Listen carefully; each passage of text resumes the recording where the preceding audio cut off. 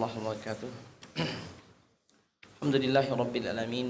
الصلاة والسلام على رسول الله وعلى آله وصحبه ومن تبعهم بإحسان إلى يوم الدين. أما بعد. قال سبحانه وتعالى في كتابه العزيز: يا أيها الذين آمنوا اتقوا الله حق تقاته ولا تموتن إلا وأنتم مسلمون. يا أيها الناس اتقوا ربكم الذي خلقكم من نفس واحدة وخلق منها زوجها وبث منهما رجالا كثيرا ونساء واتقوا الله الذي تساءلون به والأرحام إن الله كان عليكم رقيبا. يا أيها الذين آمنوا اتقوا الله وقولوا قولا سديدا يصلح لكم أعمالكم ويغفر لكم ذنوبكم ومن يطع الله ورسوله فقد فاز فوزا عظيما. قال رسول الله صلى الله عليه وسلم: فإن أصدق الحديث كتاب الله وخير الهدي هدي محمد صلى الله عليه وسلم وشر الأمور محدثاتها فإن كل محدثات في الدين بدعة وكل بدعة ضلالة وكل ضلالة في النار وبعد. Baik akhwat sekalian yang dirahmati Allah, alhamdulillah kesempatan malam yang baik ini kita masih diberikan oleh Allah Ta'ala nikmat yang sangat banyak, pertama nikmat iman dan Islam, nikmat kita mendapatkan hidayah, kita juga diberikan kesehatan dan kesempatan. Mudah-mudahan Allah Ta'ala senantiasa merahmati kita sekalian. Salawat dan salam semoga dicurahkan kepada Nabi kita Rasulullah Muhammad ibn Abdullah sallallahu alaihi wasallam, para sahabat dan keluarga beliau dan orang-orang yang mengikuti jalannya ila yaumiddin. Mawdu'una hadhihi lailah, mawdu' kita di malam hari ini, insyaallah kita akan baca tafsir singkat dari surat Asy-Syams. Pakai shin besar, artinya matahari. Wa asma'u surah, dinamakan surat ini summiyat hadhihi suratu bi surati Syam, dinamakan surat ini dengan surat Asy-Syams karena memang di ayat yang pertama Allah bersumpah dengan matahari, wasyamsi, dan demi matahari. Wasummiyat aidan, disebut juga nama suratnya adalah wasyamsi waduhaha. Suratnya namanya surat Asy-Syamsi waduhaha. Fa'an Jabirin, dari Jabir radhiyallahu taala anhu, kana Mu'adzun yusalli ma'an Nabi sallallahu alaihi wasallam, adalah Mu'adz salat bersama dengan Nabi sallallahu alaihi wasallam. Tsumma ya'ti fayaumu qaumah, setelah itu dia pulang lalu menjadi imam di kaumnya. Berarti dia salat bersama Nabi di masjid, habis itu pulang jadi imam dengan kaumnya. Fasalla lailatan ma'an Nabi sallallahu alaihi wasallam, maka kemudian salat ya bersama dengan Nabi SAW, salat Isya. Thumma ata qaumahu, lalu dia datang kepada kaumnya. Kemudian fa'ammahum, ammahum pakai hamzah, maksudnya dia menjadi imam. Kemudian faftataha bi suratil Baqarah. Muadz ini ternyata salat Isyanya yang bersama kaumnya, dia bacanya surat Al-Baqarah. Wa fihi anna Nabiy sallallahu alaihi wasallam qala li Mu'adz, lalu Nabi mengingatkan Mu'adz ibnu Jabal, afattanun anta ya Mu'adz, apakah engkau akan jadi tukang fitnah wahai Mu'adz? Maksudnya apa? Menjadi imam di kaumnya bacanya Al-Baqarah. Kata Nabi, apakah engkau akan jadi pembuat fitnah wahai Mu'adz? Maksud Nabi, kalau mengimami di kaumnya maka jangan panjang-panjang. Jadi jangan Al-Baqarah sampai selesai, orang-orang banyak urusan. Faqala sallallahu alaihi wasallam, iqra, bacalah, wasyamsi waduhaha, atau wadduha, atau wallaili idza yaghsha, atau sabbihisma rabbikal a'la. Ini surat-surat yang pendek, ya kan? Wa fi riwayatin, juga sama riwayat dengan yang tadi, riwayatnya tapi beda ya. Dalam riwayat Muslim, shalla Muadz bin Jabal Al-Ansari, salatnya Muadz bin Jabal Al-Ansari li ashabihi, untuk sahabatnya, li salatil isya, untuk salat isya. Fatawwala alaihim, lalu dia memanjangkan bacaannya. Fansarafa rajulun minna, lalu ada orang yang dari barisan salat itu keluar.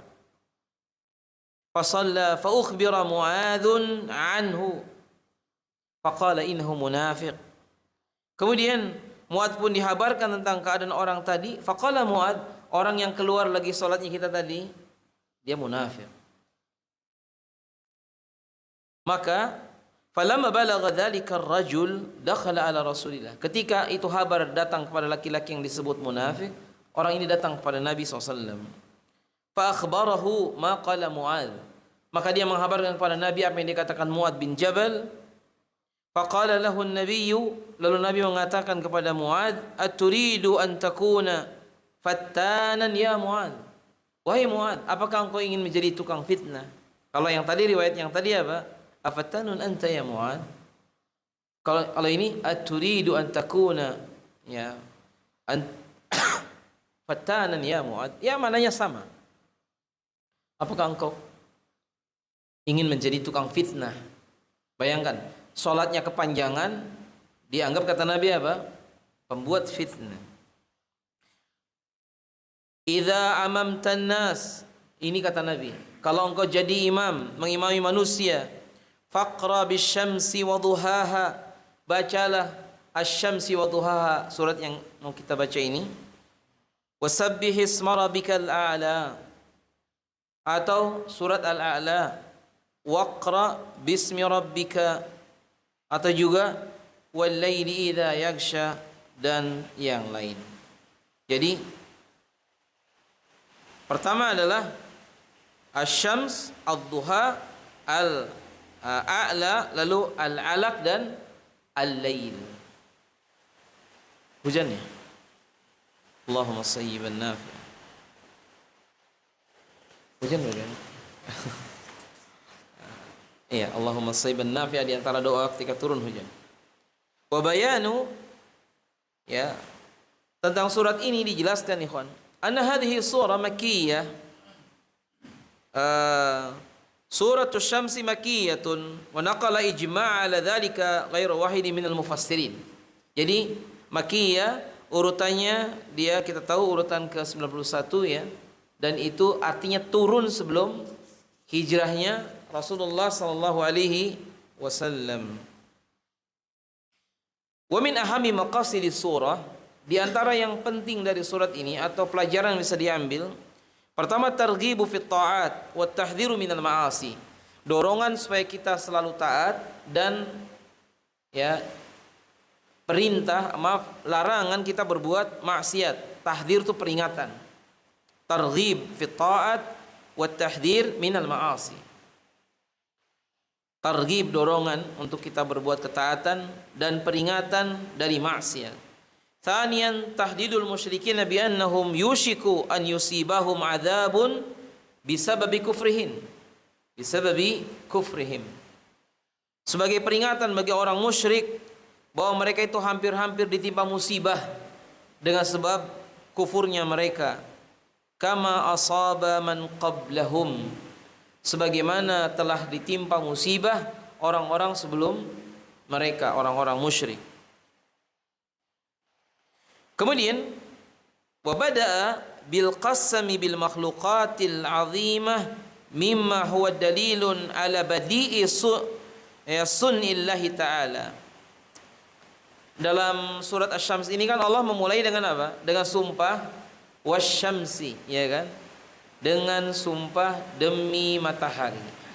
Dan menunjukkan di sini kalau dibilang wasyamsi waduhaha, demi matahari dan dau ini sinar cahaya yang itu di waktu pagi, makanya disebut duha karena dia di waktu pagi. Syuruk itu adalah awal waktu duha. Salat syuruk itu salat awal di waktu duha. Dan kita tahu ayat ini kan urutannya apa? Setelah Allah menyebutkan wasyamsi wadhuhaha wal qamari, ya kan? Kemudian juga wan nahari, lalu wal laili, kemudian was samai, lalu wal ard. Semua ini sumpah terhadap makhluk Allah, menunjukkan agungnya atau besarnya ciptaan Allah ini. Dan boleh ketika Allah bersumpah dengan makhluknya, kita pun boleh menyebutkannya, tapi tidak boleh menambahkan yang Allah tidak tambahkan.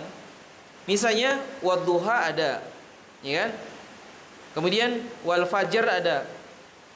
Sekarang duhur ada enggak? Wadduhri ada enggak? Wal asri ada, wal maghribi ada? Tidak. Jadi yang tidak Allah sebutkan tidak usah kita tambahkan. Yang Allah sebutkan berarti menunjukkan keagungan waktu tersebut. Yang ketiga, yang kedua di antara maudhu juga yang ada di surat ini, dzikru ahwalin nufusi wa maratibiha fi masalikil huda wa dhalal. Penyebutan tentang keadaan jiwa dan tingkatannya, dan bagaimana dia menempuhnya, itu menempuh hidayah atau menempuh kesesatan. Ini dibahas di sini. Yang ketiganya adalah bayan husni akibatihi akibihi man yuzakki nafsahu wa su'i akibati man yatba'u hawaha. Jadi penjelasan tentang bagusnya orang yang mensucikan dirinya dan jeleknya akibat orang yang mengotori jiwanya. Kemudian termasuk juga al-khabaru, habar biihlaki samuda, dengan hancurnya atau dibinasakannya kaum Samud, wa tahdidil musyrikin bi annahum sayusibuhum adzabun kama asaba samuda idza mastamarru fi kufrihim. Dan juga termasuk tahdid. Tahdid ini peringatan bagi orang musyrik, kalau mereka terus-terusan kufur, maka nasibnya bisa jadi sama dengan orang dari kalangan kaum Samud. Oleh karena itu ya sekalian, surat ini sekali lagi, kalau kita lihat makna ijmalinya adalah, atau makna umumnya, kata beliau, iftatahallahu ta'ala hadhihi suratal karimata muqsiman bisyamsi wa bidhawiha wa bil qamari idza taba'a syamsa wa bin nahari idza adhara syamsa wa dhawaha wa bil laili idza ghashiya syamsa fa dhahaba bidhawiha wa bis samai billadhi banaha wa bil ardi billadhi basataha min kulli janib. Masyaallah ya. Allah membuka surat ini dengan bersumpah kepada matahari dengan cahayanya, bulan ya. Bulan juga apabila dia mengiringinya. Kemudian termasuk juga wa bin nahar, dan juga dengan siang, idza adhara syamsa, ketika matahari nampak dengan cahayanya, wa bil laili idza ghasyiya syamsa, dan Allah bersumpah dengan malam apabila matahari telah tiada, tidak kelihatan. Kemudian wa bis sama billadzi banaha, dan Allah bersumpah dengan langit dengan segala bangunannya, wa bil ardi billadzi basataha, dan bumi dengan segala hamparannya. Tsumma aqsamallahu ta'ala bikulli nafsin billadzi khalaqaha wa addala khalqaha fabayyana Allahu li nafsi tariqal khairi wasyarr wa ta'ati wal ma'asi. Oleh karena itu, setelah itu Allah bersumpah dengan segala jiwa dengan apa yang dia ciptakan, dan Allah ya menjadikan tariqus syarr wa tariqul khair. Ada dua jalan, yang benar dan yang salah. Manakah yang akan ditempuh oleh seorang hamba? Summa qala ta'ala muakkidan ala ahamiyati tazkiyati nafsi. Lalu Allah menggambarkan, qad faza man tahara nafsahu wa naqaha minasyirki wal kufri wal ma'asi. Orang yang bersih jiwanya dari dosa, dari syirik, ya kan? Dari dosa, dari syirik, dan juga dari kufur. orang yang bersih jiwanya ini yang begitu, wa nammaha bil imani wal amali saleh, maka pasti dia itu akan tumbuh keimanan dan pasti dia akan tumbuh amalan saleh. Wa qad khasira wa syakiya, dan telah rugi dan telah sengsara setiap orang yang dia berbuat syirik, berbuat kufur dan maksiat. Ini ya kon, di antara sejumlah makna ijmalinya atau makna secara umum, kira-kira begitu. Baik, sekarang kita lihat ayat per ayat walaupun dengan ringkas. Allah Ta'ala berfirman, a'udzubillahi minasyaitonirrajim, wasyamsi waduhaha. Ha yang pertama ha kecil, ada yang kedua ha besar. Wasyamsi waduhaha. Kadang-kadang seorang imam membacanya sama aja, waduhaha. Nah, ada kata. Atau waduhaha, waduhaha juga sama. Duhaha. Demi matahari, ya. Wadduha maksudnya adalah waktu duha. Jadi uqsimu bisyamsi wa bidau'iha. Allah bersumpah dengan matahari dan dengan cahayanya, cahaya matahari. Dan umumnya, bukan umumnya, memang matahari itu bersinar di waktu duha. Makanya terbit matahari itu awal waktu duha. Salat syuruk sesungguhnya dia salat 2 rakaat di awal duha. Makanya salat Id itu di waktu duha. Idul Adha segerakan, Idul Fitri boleh lebih siang dikit dari Idul Adha. Idul Adha karena untuk nyembelih dan yang lain. Kemudian kata Syekh Sa'di ikhwan, bahwa kita ini selama kita di bumi, umumnya kebanyakan di bumi terkena matahari, betul tidak? Wasyamsi waduhaha. Kecuali antum dan saya tinggalnya mungkin ikhwan di kutub, jarang lihat matahari. Tapi memang ada negara yang dia siangnya itu lebih dari sehari juga ada. Cuma ada pertanyaan ke Syekh Utsaimin, bagaimana kita sholat di negeri yang siangnya 2 hari, malamnya 2 hari, gimana caranya? Atau kadang-kadang siangnya sebulan. Katanya ada di kutub atau di mana lah. Maka beliau menyebutkan wa yuhkam, maka dihukumi orang ini bibiladin ya tuqamu fihi, katanya tadi ya. Jadi dihukumi ke negeri terdekat yang masih ada siang dan malam. Misalnya di Kanada, kadang-kadang siangnya cuma 6 jam, malamnya 18 jam, atau dibalik. Terus gimana sholatnya? Ya sholatnya sesuai dengan matahari kan. Gimana puasanya? Ya puasanya ngikut itu. Jadi kadang puasanya cuma 6 jam, kadang-kadang puasanya 18 jam. Kalau kita pas di situ gimana? Ikut dengan hukum terdekat. Bagaimana kalau siangnya tadi beberapa hari, maka dia dihukumi negeri terdekat yang masih ada siang dan malam. Nah, disebutkan kapan awal duha dan kapan akhir duha, ada khilaf di antara ulama. Sebagian menyebutkan awal duha itu kira-kira setelah matahari terbit, tunggu sebentar, baru kemudian kita salat. Makanya salat syuruk itu ada istilahnya jeda. Ini apakah sudah syuruk? Sudah. Biarkan dulu sekitar 10 menit atau 15 menit baru kita salat. Dan itu diantara pendapat yang dianggap paling kuat. Kita harus jangan tergesa-gesa. Kapan akhir duha? Akhir duha sebelum duhur. Sebelum duhurnya berapa menit? Wallahu a'lam. Sebelum adzan. Sebagian menyebutkan mungkin sekitar 10 menit sebelum adzan, dia termasuk masih waktu duha. Salat duha sendiri 10 rakaat. Pendapat kedua 12 rakaat.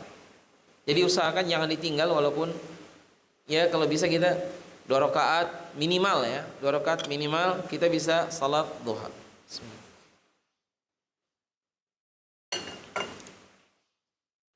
Wal qamari idza talaha, wal qamari idza talaha, idza talaha, dan demi bulan idza talaha apabila dia mengikuti atau mengiringi.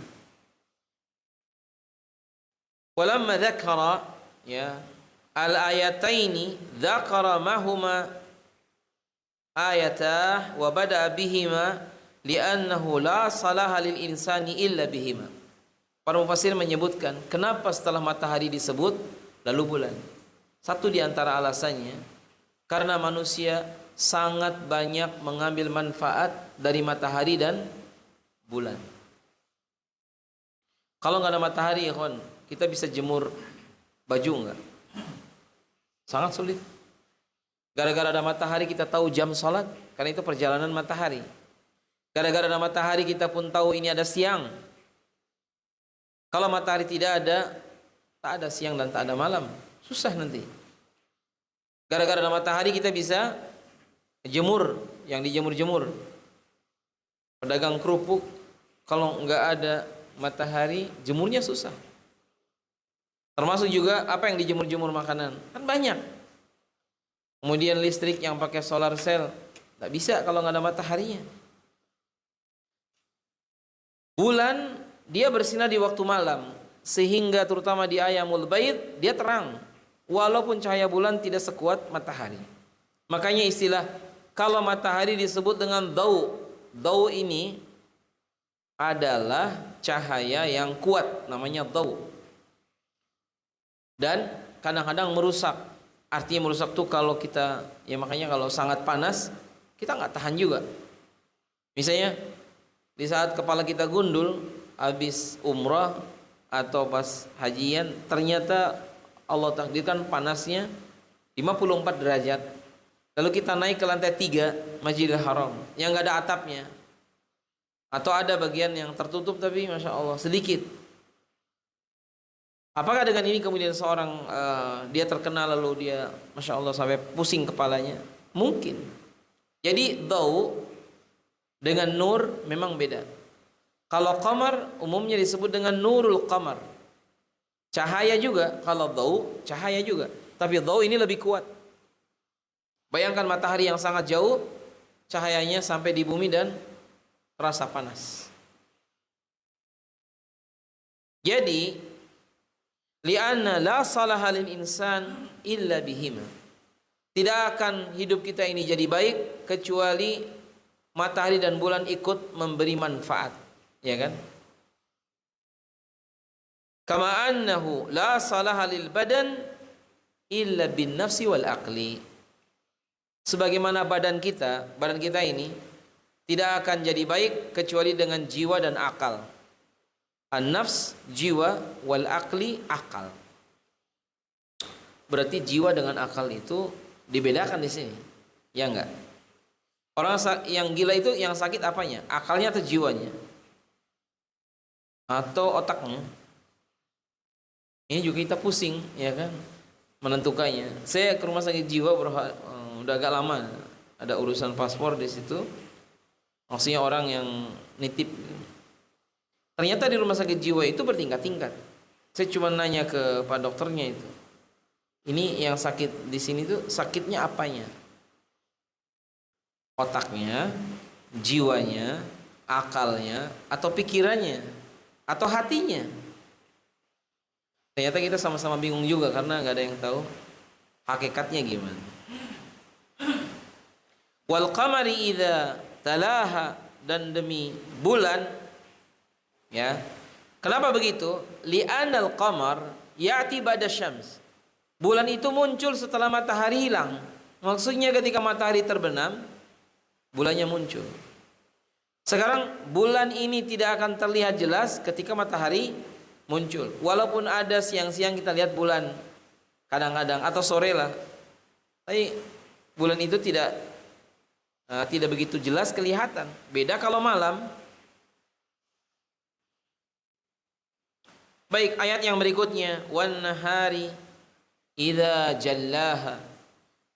Dan demi nahar, nahar ini siang. Idza jallaha, apabila dia telah nampak jelas. Wa uqsimu bin nahari idza azhara syamsa wa dhaw'aha. Maksudnya yang jelas itu apanya, ikhwan? Mataharinya sudah jelas, cahaya mataharinya juga sudah jelas. Maka dari itu, wan nahari idza jallaha. Allah Ta'ala ketika berfirman, wa ya'lamu ma jarahtum bin nahar. Allah yatawaffakum bil lail, mewafatkan kalian di waktu malam, dan Allah mengetahui apa yang kalian lakukan di waktu siang. Dari sini menunjukkan di waktu malam kita diwafatkan, ditidurkan itu diambil nyawanya, lalu dikembalikan kalau dia mau bangun. Dan Allah tahu apa yang kita kerjakan di waktu siang. Jarahtum bin nahar, yang diamalkan di waktu siang. Memang siang dan malam ya kawan sekalian, dua makhluk Allah yang setia. Kalau siang datang, malamnya pergi. Kalau malamnya datang, siangnya pergi. Kalau kita masih bertemu malam, jangan yakin akan bertemu pagi. Bisa jadi kita malam itu meninggal. Kalau hari ini kita siang, bertemu siang, jangan yakin juga pasti bertemu dengan malam. Maka kalau siang dan malam masih kita lewati, itu artinya kita masih di mana? Di dunia. Di alam kubur bagaimana? Allahu a'lam. Apakah ada malam siang, kita nggak tahu. Yang ada ghuduwan wa asya itu apakah menunjukkan malam dan siang? Allahu a'lam. Di mahsyar apakah ada malam siang? Nggak tahu. Mataharinya aja diganti, bukan matahari yang sekarang. Langit dan buminya diganti. Yauma tubaddalul ardu ghairal ardi was samawat. Pada hari di mana Allah Ta'ala mengganti bumi dengan bumi yang lain, langit dengan langit yang lain. Bagaimana kita tahu? Allahu a'lam. Sekarang aja, sekalian, kita nggak bisa memastikan negara mana saja yang di kita malam, di sana gelap, emang di sana siang. Bagian orang kadang keliru-keliru. Kita di sini jam 10 malam, di Mekah masih jam 6. Makanya saya mengucapkan, ayo selamat berbuka, tafadhal al-iftar. Kata dia, intabi akhi. Saya lupa ya mengucapkan itu ke sama orang Saudi. Di Saudinya masih siang katanya. Ini masih jam 2, lihat-liatin apa, buka puasa, diliatin kolak sama apa, dikirim gambarnya. Syekh ada kolak ya. Katanya, ma huwa kolak ya apa ya? Nama makanan pokoknya enak.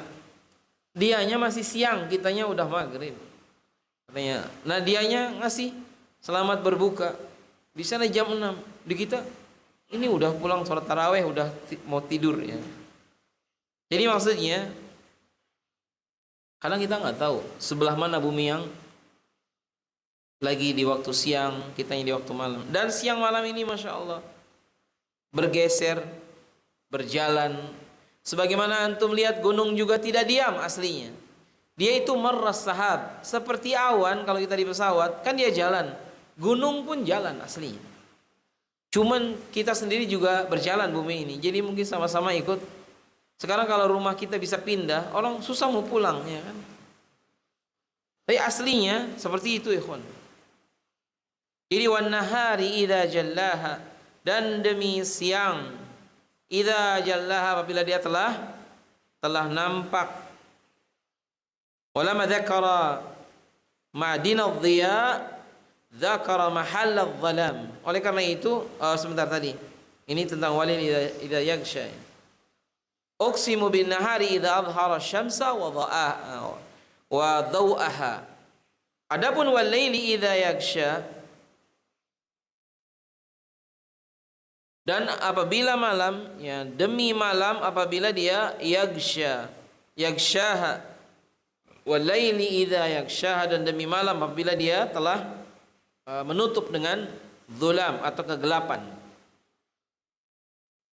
Jadi dzakara mahalla adh-dhalam, telah disebutkan juga di sini tempatnya kegelapan, dia adalah di waktu malam.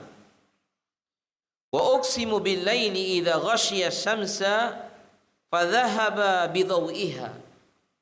Bersumpah Allah Ta'ala dengan malam menunjukkan apabila matahari sinarnya telah terbenam, maka yang ada adalah malam. Makanya orang Arab menamakan makan malam itu bukan di lepas isya, tapi di waktu maghrib. Bahkan kata-kata asya untuk makan malam itu seperti dalam hadis, quddimal asya qablal maghrib. Makanlah makan malam sebelum waktu maghrib. Jadi asya itu adalah makan di akhir siang, namanya asya. Makanya kalau orang Arab ngajak makan malam, itu artinya malam banget. Mungkin jam 1, setengah 2. Orang Indonesia nggak tahan. Saya dulu pernah diajak oleh seseorang orang Saudi di daerah Gudai. Tafadhal nata'asya ma'ana hadhil laila. Silakan datang kita makan malam ini. Datang ke rumahnya, ya Allah, itu benar-benar makannya malam betul. Sudah hampir jam 1. Jadi kita di situ dari jam 10 setengah 11 diajak ngobrol aja. Maksudnya nasinya itu ya Wan, sama kambingnya keluarnya tuh setelah jam 12 malam lebih. Jadi kita kalau nggak makan ganjel dulu, wah, masya Allah, mungkin nggak tahan. Kecuali kalau banyak kue-kuenya lanjut terus, ada kurma, ada apa mungkin. Walaili idza yakshaha, dan demi malam apabila dia telah menutup dengan dhulam, kegelapan. Maksudnya matahari kalau sudah terbenam maka itu gelap. Gelap ini ternyata tidak dijadikan alasan kita tidak ke masjid. Makanya ada ulama muasirin yang menyebutkan, idza qala al-ab, apabila seorang ayah bilang, berkata kepada anaknya, la tadhhab ilal masjid, janganlah pergi ke masjid, bisababil matar, karena hujan, anak harus taat. Kalau bapaknya bilang la tadhhab ilal masjid, jangan ke masjid, limadha? Kata dia tadi, karena gelap, maka anak tidak boleh taat. Karena zaman sahabat setiap malam itu gelap, belum ada listrik. Orang sekarang aja kita kalau listriknya mati udah otomatis masjidnya kayaknya nggak ada yang sholat. Padahal dulu sahabat gelap-gelap terus tiap hari. Makanya Umar kenapa ditikam? Karena dia tuh gelap. Yang nikamnya orang Abu Lu'lu ini pakai baju besar. Orang tidak tahu ada pisaunya. Namanya sinjar, bukan pisaunya. Macam belati. Was-sama'i wa ma banaha. Dan ya demi langit, wa ma banaha, dengan apa-apa yang dibangun. Maksudnya yang bangunan langit ini, ikhwan, langit itu tidak ada tiangnya. Langit juga nggak ada yang retak. Banyak rumah sekarang dibangun, ini juga ada yang retaknya nggak nih? Ya kan ada retak-retak. Langit kalau retak orang udah, wah ini langitnya udah retak, masya Allah. Dan urusan retak meretak ini, kalimat retak ini, gelas Nabi atau tempat minum, walaupun bukan dari gelas terbuatnya, itu sudah retak, lalu diikat oleh silsilah, oleh rantai min fiddah, dari perak. Jadi selama masih digunakan, yang retak ini tidak masalah, selama masih bisa digunakan. Bismillah. Wal ardi wa ma tahaha, dan demi bumi yang tahaha ay basattaha, yang dia dihamparkan. Oleh karena itu, apakah bumi ini bulat atau dia hamparan? Zahirnya adalah hamparan, tapi bentuknya bulat juga iya. Hanya Allah yang tahu hakikatnya. Jadi nggak usah ribut mempermasalahkan bulat atau datar. Kita beriman semua kita masih di bumi sekarang. Kalau kita di laut, ikhwan, kita di laut, lihat kapal yang jauh sekali, yang paling pertama kelihatan adalah paling atasnya bagian kapal. Ya kan? Jadi intinya, dan demi bumi dan apa-apa yang dihamparkan. Kenapa begitu?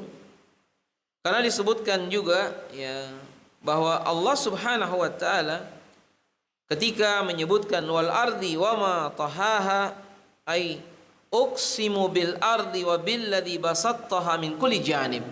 Allah bersumpah dengan bumi dan segala yang dihamparkan ya di bumi ini dari segala sisinya. Begitu juga ayat yang tadi dibaca sebelumnya ya. Jadi munasabahnya adalah walamma dzakara al-bina dzakara al-mihad.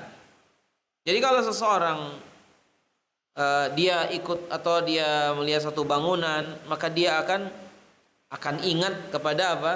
Bentuk-bentuk yang menopang, kemudian juga hal-hal yang lainnya yang juga kita pun tahu. Sementara langit itu nggak ada tiangnya, bayangkan. Menunjukkan kebesaran Allah Subhanahu wa taala. Langit ini tidak ada tiangnya. Dan bumi juga terhampar begitu luas. Kita nggak bisa membayangkan sekiranya seseorang tinggal di satu contoh ya, yang jauh-jauh lah, di Saudi itu kan banyak padang pasir. Saya pernah nanya, kalau ada itu di jalanan yang Makkah Madinah misalnya, kan kanan kirinya banyak yang hamparan luas sekali, tanah lapang, tanah pasir, padang pasir. Apakah di sana ada orang atau kehidupan? Katanya ada, orang-orang Baduy ada yang tinggal di. Terus kalau kita sepeda motornya bensinnya habis dan yang lain di tengah jalan kayak gitu gimana? Atau bannya bocor. Jadi tambal ban di Saudi saya belum menemukan tambal ban. Jadi ternyata modelnya adalah setiap daerah ada solusi dan cara untuk mengatasi. Di ayat yang ketujuh, wa nafsi wa ma sawwaha, dan demi jiwa dan apa-apa yang sawwaha, fasawwaha fa akmalaha, disempurnakan, dilengkapi.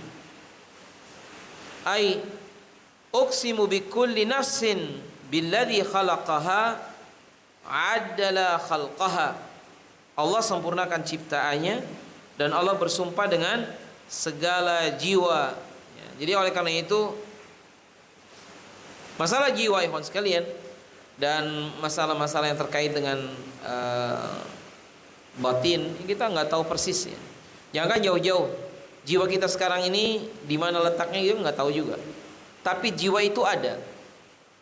Atau bahasa lainnya mungkin yang lebih ini pas adalah ruh. Ruh itu ada. Makanya saya termasuk yang gak setuju kalau antum lihat di YouTube tuh ada mobilnya nabrak pohon, lalu orangnya mungkin meninggal.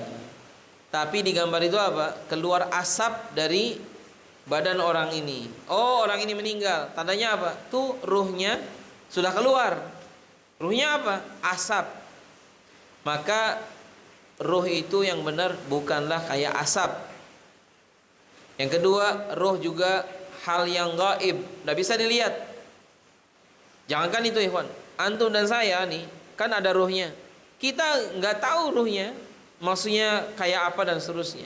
Tapi kita merasakan. Dan yang hari ini saya dan antum datang ke sini adalah dua bagian.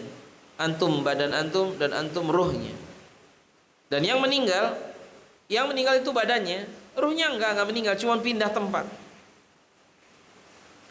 Fa alhamaha fujuraha wa taqwaha.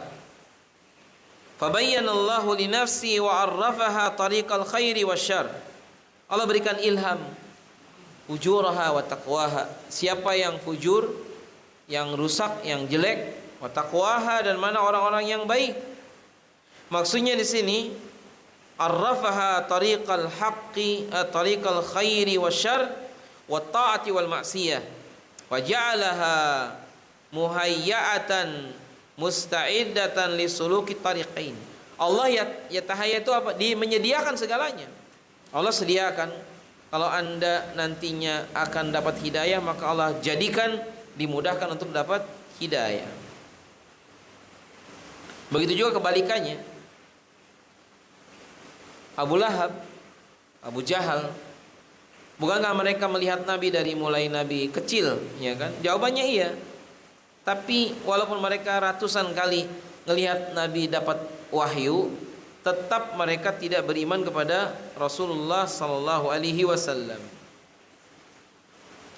Maka dari itu intinya ya ikhwas sekalian, ketika Allah Ta'ala berfirman wa nafsi wa ma sawwaha, dan demi jiwa dan apa-apa yang dia sempurnakan, karena memang asalnya penciptaan manusia dan jin dan yang lain itu dengan sempurna. Fa alhamaha fujuraha wa taqwaha, ay fabayyana Allahu linafsi wa arrafaha tariqal khairi wa syarr. Allah berikan ilham jalan yang baik, jalan yang buruk. Dikasih ilham. Jadi manusia itu fitrahnya kalau masih lurus akan sensitif. Makanya Nabi mengatakan ma haka fi sadrika, maksiat itu adalah apa yang membuat berat dalam jiwa kita. Itu maksiat.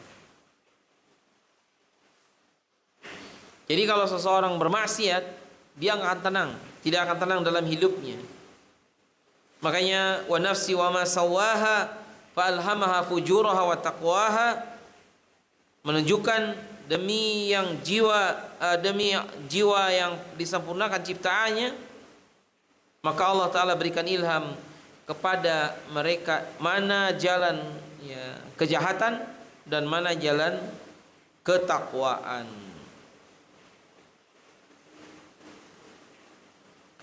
Ya Rasulullah, ra'aita ma ya'malu nasil yaum. Ini Masya Allah, seorang bertanya kepada Nabi, ya Rasulullah, ara'aita ma ya'malu nasul yauma, bagaimana pendapat engkau tentang orang yang melakukan amalan hari ini? Terus gimana? Asyai'un qudhiya alaihim wa madha fihim min qadrin qad sabaq aw fima yastaqbiluna bihi mimma atahum bihi nabiyyuhum. Apakah amalan kita yang sekarang kita kerjakan sesuatu yang sudah kering pena menuliskan? Misalnya contoh malam ini saya dan antum datang ke sini, hujan, ya kan? Saya pakai sepeda motor, terus hujan. Apakah perbuatan kita ini sesuatu yang sudah tertulis, pena Allah menuliskan dan sudah kering? Au fima yastaqbilun, atau apa-apa yang belum terjadi, yang tidak tahu bagaimana kejadiannya? Maka jawabannya adalah bal syai'un qudhiya alaihim wa madha fihim, bahkan itu sesuatu yang telah Allah tetapkan dan telah berlangsung bagi mereka. Wa tasdiqu dzalika fi kitabillahi azza wa jal, maka sebagai penjelasannya yang Allah sebutkan dalam ayat tadi, wa nafsi wa ma sawwaha fa alhamaha fujuraha wa taqwaha, dan demi jiwa dan apa-apa yang menyempurnakannya kami berikan ilham. Ada yang orang ini dia jadinya jahat, ada yang jadinya mereka dalam keadaan takwa. Fa alhamaha fujuraha wa taqwaha. Maka itu ikhwas sekalian, pengajian kita ini menjadi sangat penting. Kenapa? Inilah yang membuat masa depan kita jadi baik. Karena banyak orang-orang yang dia rusak karena nggak punya petunjuk. Wa nafsi wa ma sawwaha, Allah Ta'ala khalaqa tilka nafsa awalan. Sekarang lihat syarahnya. Allah Ta'ala menciptakan jiwa ini di antara lebih dahulu. Tsumma sawwaha ala halatin taqbalu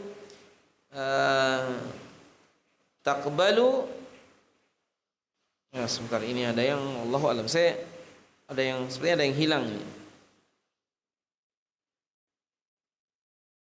Di sini mungkin ini talaqqiyal ilham, ya, sahih ya. Kata dia, summa sawwaha ala halatin taqbalu talaqqiyal ilhami ilhami biqasamihi yani al-fujur wat taqwa. Jadi dibaginya atau Allah menyempurnakan jiwa ini dan diterimanya ilham oleh jiwa ini, sehingga orang menjadi dua golongan saja, orang yang fujur dan orang yang taqwa. Tsumma tasluku ahadat tariqain, kemudian mereka menempuh satu dari dua jalan. Faka'anna maji al-qasami biha badatilkal musammiyat dalalatun ala idhami dzatiha wa quwwati dalalatiha ala qadrihi lillahi subhanahu wa ta'ala. Intinya bagian ini wa nafsi wa ma sawwaha, Allah ciptakan jiwa dan Allah sempurnakan jiwa tersebut. Lalu Ikhwan, untuk meringkaskan pembahasan kita ini, dari sini menunjukkan bahwasanya Allah Subhanahu wa taala ketika menyebutkan qad aflaha man tazakka, itu adalah tazkiyatul insan, membersihkan jiwa ini dengan cara apa? Allah yang mentazkiyah, Allah yang membersihkan. Dan itu juga bisa mana yang kedua bil qaul katazkiyatil adl ya ghairahu. Misalnya seorang mentazkiyah, ya, tadi kan qad aflaha man tazakka atau man zakkaha, afwan, telah beruntung orang yang mensucikan jiwa.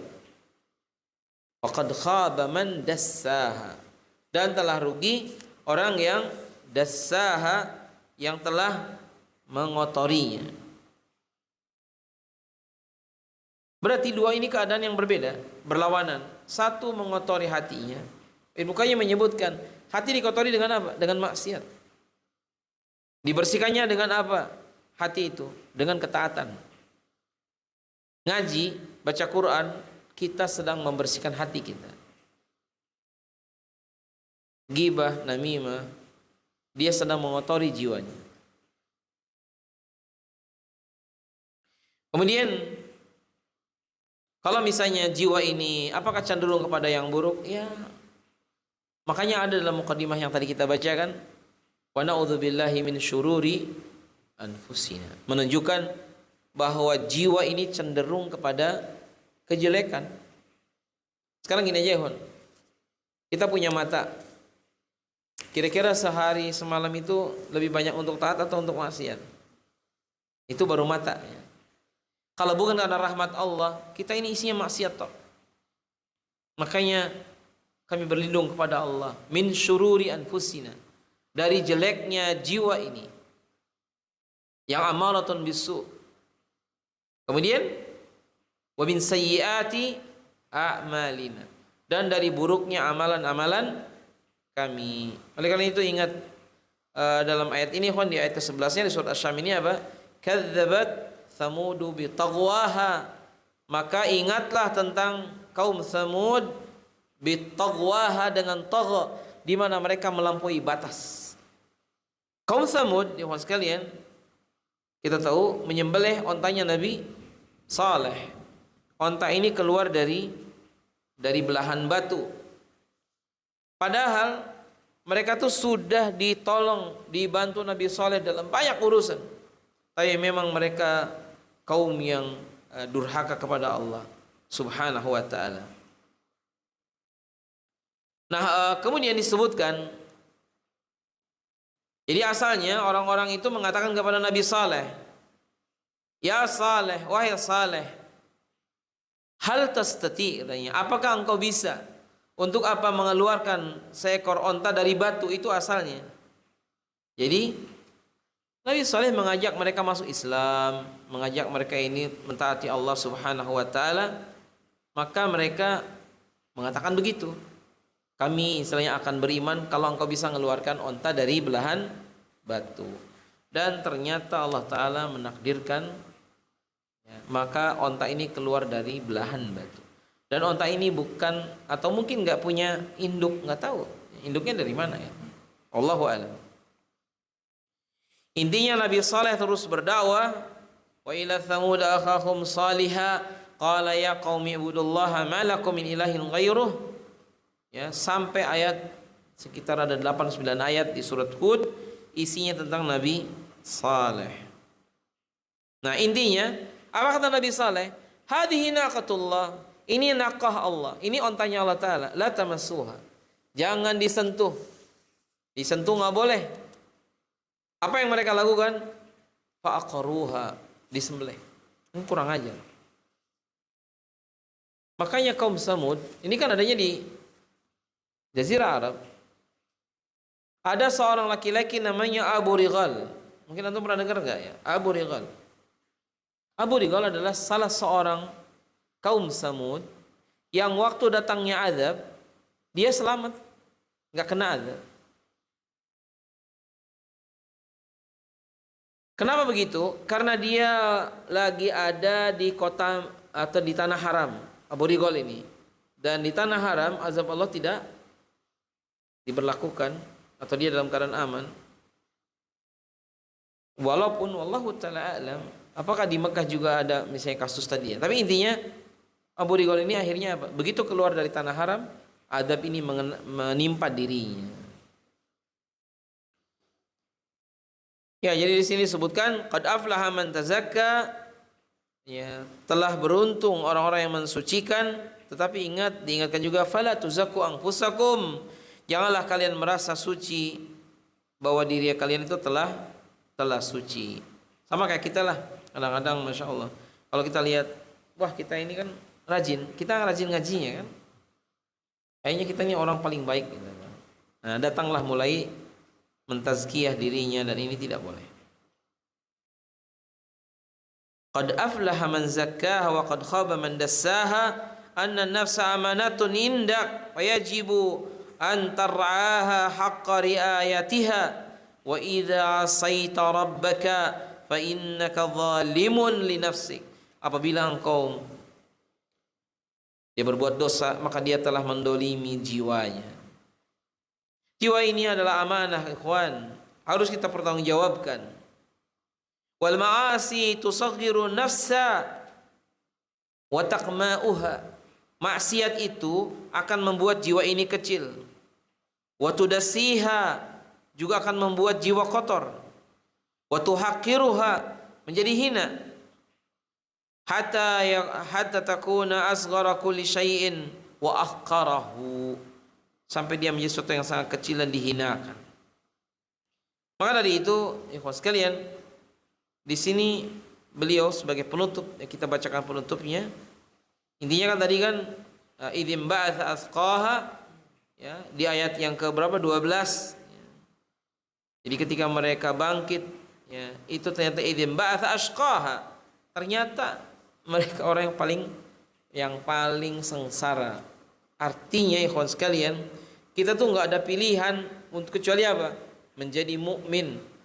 Jangan kayak kaum Tsamud, jangan kayak kaum Nabi Lot, jangan kayak juga kaum Nabi Syuaib. Jangan juga mereka itu menantang, ya kan? Kata kaum Nabi Saleh, fa'aqaruha, atau mereka melakukan fa'aqaruha. Faqala tamatta'u fi darikum thalathata ayyam. Itu dalam itu kisah Nabi Lut alaihissalam. Jadi disuruh Nabi Saleh juga iya. Jadi akhirnya apa? Setelah fa'aqaruha, maka disembelihlah unta tadi. Faqala tamatta'u fi darikum thalathata ayyam, kan begitu. Maka tunggulah di rumah-rumah kalian 3 hari. Kenapa setelah itu datangnya azab? Disebutkan juga di dalam surat Al-A'raf, a'udzubillahi minasyaitonir rajim. Fa'aqarun naqata wa atau an amri rabbihim wa qalu ya salihu tina bima ta'iduna in kunta minal mursalin. Mereka menantang luar biasa. Wahai Saleh, mana ancaman yang katanya diancamkan kepada kami? Makanya fa'aqaruha faqala fa'asbahu nadimin. Mereka itu membunuh unta tadi lalu mereka menyesal. Karena azab sebentar lagi datang. Makanya ikhwan, sebagai ini ya, setiap azab yang diberikan itu tidaklah jauh dari kezaliman. Karena Allah Ta'ala berfirman, wa ma hiya minadh-dhalimina biba'id. Sesungguhnya dia musibah ini atas orang yang berbuat zalim tidaklah jauh. Artinya kalau kita berbuat zalim, sesungguhnya kita ini dekat dengan azab. Khawatirnya apa? Kita justru seolah mengundang azab. Dari situ kata Ibnu Qayyim, bumi ini berhutang budi kepada orang-orang baik.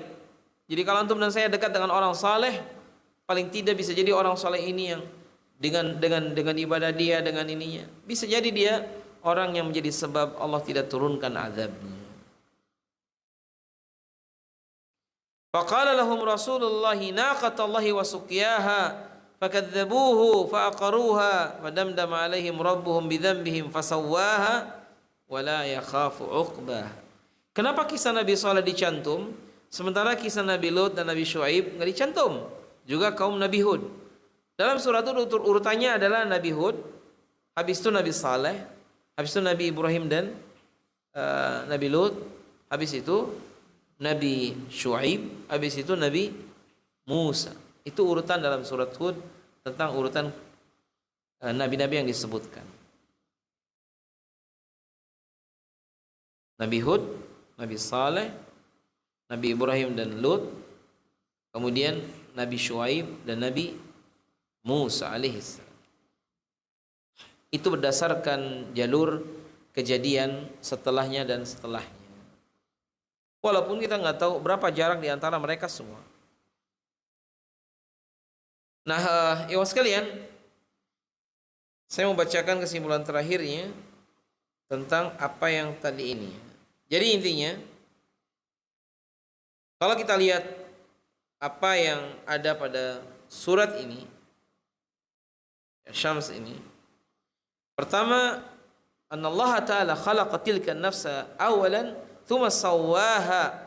Jadi kan tadi kan wan nafsi wa ma sawwaha, berarti Allah ciptakan dulu jiwa lalu disempurnakan. Sama dengan Adam dan Hawa dan seterusnya, dan semua kita makhluk disempurnakan setelah diciptakan. Kemudian yang kedua, ikhwan sekalian, yang kedua, tazkiyatul insan nafsahu, ya. Jadi manusia membersihkan jiwanya, ini penting. Kenapa begitu? Karena membersihkan jiwa ini bagian dari ya ketaatan, kebahagiaan di akhirat. Qad aflaha man zakkaha, bahkan Allah Ta'ala yang mengatakannya. Qad aflaha man tazakka atau man zakkaha. Kemudian yang ketiga, sekalian, al-mukallaf al-mukhatabu minal insan huwa nafsuh. Jadi sesungguhnya mukallaf yang menjadi mukhatab itu adalah jiwanya. Sementara badannya itu hanya alat saja yang nampak. Jadi saya dan antum, badan kita ada, tapi kita tuh dihitung kalau badan nanti akan hancur dan selesai. Kita ini dihitung dengan batinya, dengan keimanannya. Kemudian yang keempat, qad aflaha man zakka wa qad khaba man dasa'a nafsa amanatun indak. Bahwa jiwa ini adalah amanah. Itu juga harus ingat ya. Jiwa itu amanah. Artinya walaupun dunia yang kita punya juga sekarang sesungguhnya dia amanah, jiwa juga iya. Yang kelima, al-ma'asi tusaghir an-nafsa wa taqma'uha. Maksiat itu akan mengecilkan jiwa. Mengecilkan jiwa. Dan ini menunjukkan bahwasanya memang semua kemaksiatan merusak jiwa ini. Jangankan jauh-jauh, ikhwan, yang sehari-hari kita lakukanlah. Kalau kita maksiat terasa hampa hidup ini. Bahkan sebagian orang tidak bisa tidur dia ketika maksiat itu datang. Ya, selebihnya ini beberapa penjelasan ayat per ayat yang agak detail dan secara umum tadi sudah kita sampaikan. Paling tidak surat ini, kalau antum jadi imam tadi, bacalah surat ini. Ini termasuk surat yang pendek, sama dengan surat Al-A'la dan seterusnya. Apakah boleh seseorang menjadi imam padahal di masjid sudah mengerjakan? Boleh. Jadi kita sholat di masjid berjamaah, kemudian pulang, misalnya di rumah ada anak istri jadi imam, itu boleh hukumnya. Tapi jangan jadi tukang fitnah, kata Nabi. Maksudnya gimana? Bacanya jangan Al-Baqarah. Orang semua punya kesibukan. Saya kadang kalau khutbah di bandara, ya sekalian, sebelum berkhutbah diingatkan sama marbot, Ustaz, khutbahnya 10 menit saja. Karena orang-orang sini rata-rata mereka punya perjalanan dan kadang-kadang habis Jumat persis pesawatnya jadwalnya harus take off. Maka itu yang kita inikan juga, dan cepat-cepat begitu ya, sebentar-sebentar. Yang penting intinya dapat, dan tidak juga membuat orang jadi khawatir karena terlambat datang untuk ke pesawatnya. Tapi secara umum ya sekalian, bahwa setiap kita intinya kan kita menginginkan kebaikan kan. Maka dari itu kalau kita jadi imam, sholatnya baca Al-Baqarah, makmum kan ada yang punya keperluan, ada yang ini punya rencana, akhirnya mendolimi mereka. Bukan berarti Mu'ad itu benar-benar tukang fitnah, enggak. Ini diingatkan oleh Nabi, salah satu kesalahannya apa? Dia jadi imam salat yang dibaca Al-Baqarah. Atau riwayat yang lain apa? Seorang yang salat karena panjang bacaannya, dia keluar. Apa kata beliau tadi? Orang ini munafik. Lalu orang yang dibilang munafik ini datang pada Nabi, ya Rasul, saya dibilang begini, dia gitu. Maka Nabi SAW kemudian mengingatkan kepada beliau, pada Mu'ad, afatanun anta ya Mu'ad, ya, apakah engkau jadi tukang fitnah wahai Mu'ad. Nah, wala yakhafu uqbaha itu yang tadi intinya seorang dia mengetahui bahwa apa yang ditanam di dunia maka dia akan dapat di akhirat. Kayak saya dan antum. Sekarang kita di sini walaupun berat, walaupun hujan, sesungguhnya untuk masa depan kita di akhirat, kita akan dapatkan pahalanya kalau kita ikhlas. Memang capek, iya capek. Dunia harus capek. Saya banyak bersedih gini, iya kita masih di dunia dirundung kesedihan. Tapi kesedihan kita lebih berat. Di atas langit ada langit. Jadi sebagian orang, masya Allah, merasa dirinya paling sengsara di dunia. Padahal banyak yang lebih sengsara dari dia. Cuma kadang-kadang kita yang berat untuk menerimanya. Dengan demikian, yang sekalian kita anggap selesai surat Asy-Syams. Semoga memberikan manfaat bagi saya dan antum, dan mudah-mudahan semua sumpah dalam ayat tadi yang kita baca dalam salat itu merupakan bagian yang menunjukkan kita semakin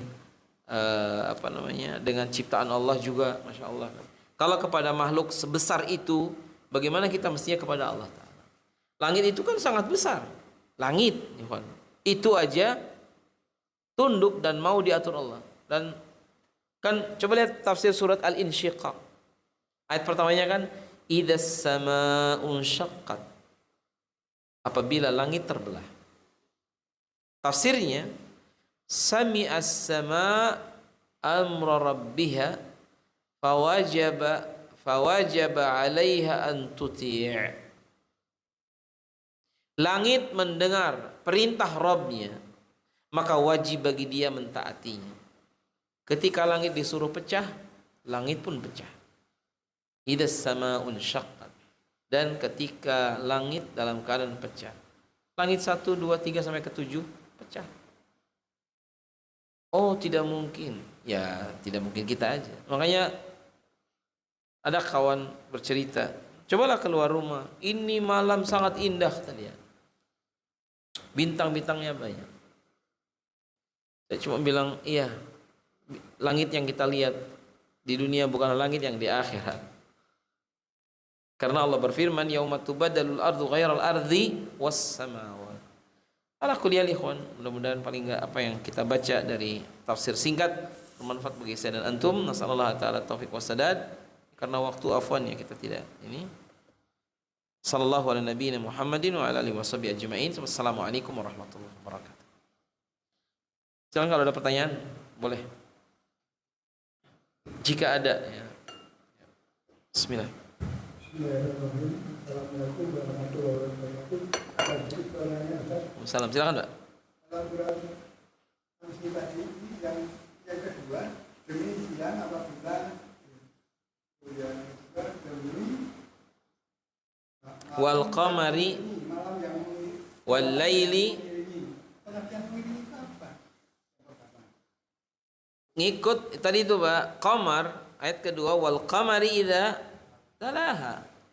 Setelah matahari ini tenggelam, maka bulan itu datang, nampak kelihatan. Karena di siang hari belum terlihat dengan jelas bulan. Begitu malam dan gelap, maka bulan mengiringinya. Pendapat kedua, memang yang mengelilingi matahari adalah bulan. Ini ada banyak teori. Jadi yang berputar itu adalah planet-planet mengitari matahari. Ini pendapat. Pendapat yang lain, bumi yang dikelilingi oleh matahari dan yang lain karena di bumi pusatnya. Tapi wallahu a'lam mana yang betul. Intinya kalau bulan dengan matahari itu ya nampak jadi siang. Kalau bulan ngikuti, maksudnya dia muncul setelah mataharinya terbenam, begitu.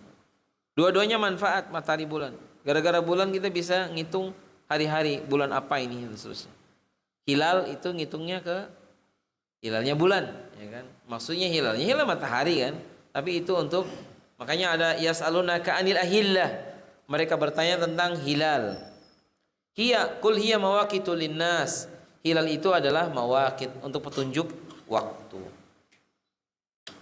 Ada yang lain? Yang kedua, tadi disimpulkan Ya. ada 5 kesimpulan atas tafsir surat Al-Samsi. Yang pertama tadi saya tinggalkan. Yang pertama, siapa yang tadi mencatat? Saya coba lihat dulu. Ada 5 kesimpulan tadi yang pertama. Ya Pak, sebentar saya lihat lagi.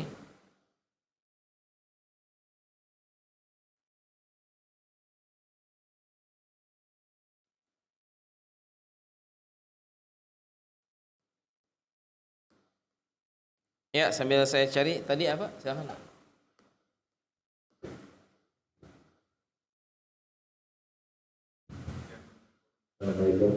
Yang tadi itu ya.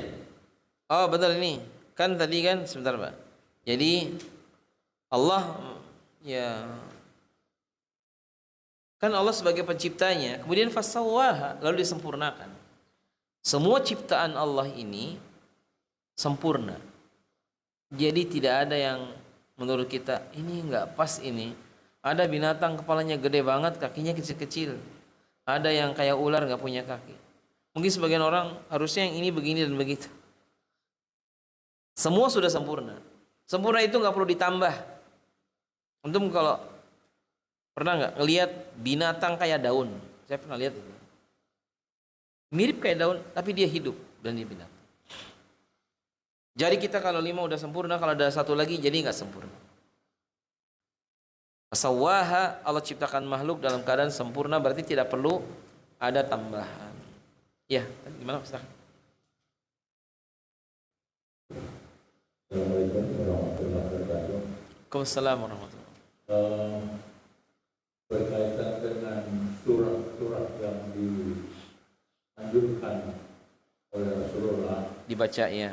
membacanya pada waktu sholat itu, apakah itu memiliki keutamaan dalam pahalanya? Yang kedua, apakah surat-surat yang kita baca pada waktu jadi imam sholat itu panjang dan pendek itu pahalanya sama? Ah, Masya Allah. Ya. Terus yang ketiga, bagaimana dengan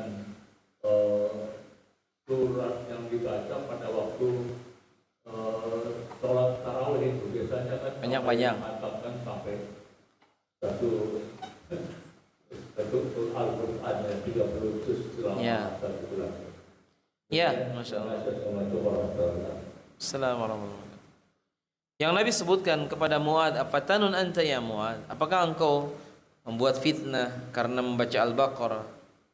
Kemudian kan kata Nabi, Iqra, bacalah diantaranya surat ini, wasyamsi wadhuhaha. Karena dengan ayat ini surat pendek masuknya, Pak. Apakah ada keutamaan? Nabi menjelaskan 4 nama surat ini. Kenapa Nabi mengatakan begitu? Allahu a'lam. Tapi yang jelas ini surat pendek. Dan Nabi tidak menyebutkan Al-Kautsar. Kenapa enggak baca aja Al-Kautsar atau Al-Ikhlas? Lebih pendek kan? Karena di Quran juga memang ada yang panjang, ada yang pendek, ada yang wasat. Tidak panjang, tidak pendek, sedang. Nah, wallahu ta'ala alam, penyebutan ini Nabi untuk mempermisalkan 4 surat ini yang disuruh dibaca, bukan berarti disuruh yang itu saja kepada Mu'ad, bolak-balik 4 surat ini. Karena Quran dohirnya banyak. Intinya Mu'ad disuruh Nabi kalau jadi imam, inilah ayat-ayat yang seperti ini panjangnya kalau jadi imam. Jadi bukan diperintahkan 4 surat ini sehingga apakah ada keutamaan di sholat isya kalau baca ya kan surat ini kan wasyamsi wadduhaha, tidak disebutkan. Kemudian masalah yang tadi, kalau misalnya bacaannya panjang ya berarti pahalanya lebih banyak. Tapi kalau kita jadi imam, jangan sampai menjadikan orang tidak khusyuk karena terlalu panjang. Adapun salat tarawih di Makkah di Madinah ketika Ramadan, memang jauh-jauh datang ke Makkah ke Madinah untuk ibadah. Rata-rata mereka yang datang ya tahayya, mereka sudah siap dengan bacaan panjang. Sehingga imam pun tahu ini malam 27, 29 atau malam 25, maka mereka panjangkan ayatnya sesuai urutan yang dibaca untuk diambil target 1 bulan minimal sekali hatam. Biasanya imamnya ganti-ganti tapi bacaannya urut terus. Karena makmum sudah siap. Tetapi sekali lagi itu pun tidak dipaksa. Seperti orang Indonesia kan, waktu dia 10 rakaat pertama ikut, witirnya enggak. Jadi dia nanti ke masjid lagi jam 3:30 ikut witirnya tok. Ada yang begini. Tapi kalau saya dan kita di sana ya selesaikan aja ikut semua kan lebih bagus. Jadi itu kira-kira jawabannya. Wallahu a'lam.